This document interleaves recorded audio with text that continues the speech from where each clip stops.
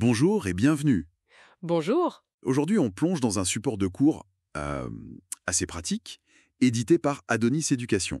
Oui, c'est ça. Pour le titre professionnel, médiateur social, accès aux droits et services. Exactement. Et on se concentre sur une compétence qui est vraiment fondamentale, identifier les acteurs en lien avec son activité et s'insérer dans des réseaux existants.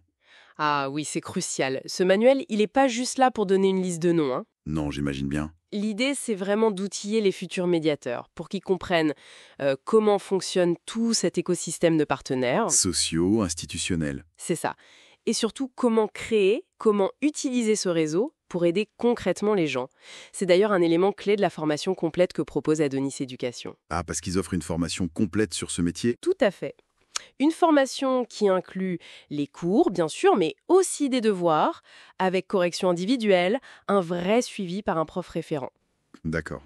Et c'est une formule assez accessible, hein. On est sur du 69 € par mois pour démarrer. Bon à savoir. Alors, rentrons dans ce manuel. Il est structuré comment? Le chapitre 2, par exemple. Cartographie des réseaux. Ça consiste en quoi concrètement? C'est pas juste une liste? Non, non, pas du tout. C'est bien plus que ça. Il s'agit de visualiser les relations, les liens entre les acteurs sur un territoire. Qui communique avec qui? Où sont les points d'entrée efficaces? Ah oui, d'accord. Le manuel donne des méthodes pour faire ça, pour comprendre par exemple comment orienter au mieux une personne qui cherche une aide spécifique, qui sont les bons interlocuteurs, comment ils travaillent ensemble, C'est presque une approche stratégique en fait. un peu oui. Et cette carte, elle sert à rien si on ne sait pas créer le contact. D'où l'importance du chapitre 3 sur la communication. Les techniques de communication interpersonnelle. J'imagine que c'est central. Ah oui, absolument central. Mais attention, on n'est pas dans les généralités sur l'écoute. Ah bon? Le manuel va plus loin. Il donne des techniques précises pour gérer par exemple la frustration des gens face à l'administration. Savoir reformuler le ressenti peut-être? Exactement. Pas juste la demande, mais aussi l'émotion derrière. La colère, l'incompréhension. Pour pouvoir désamorcer et reconstruire un dialogue. C'est subtil. Ça demande une vraie finesse. Et après la communication, comment on passe à l'action ensemble? Le chapitre 4 sur la collaboration, il aborde ça. Oui, tout à fait. Comment monter un projet à plusieurs, comment organiser des réunions qui servent à quelque chose, comment bien définir qui fait quoi. Ok. Mais, et c'est très important, ce chapitre est lié directement au suivant, le chapitre 5, sur les limites de l'intervention. Ah oui, le cadre. Voilà, collaborer c'est essentiel, mais il faut savoir où s'arrête son rôle de médiateur. Quand est-ce qu'on doit passer la main à un autre pro?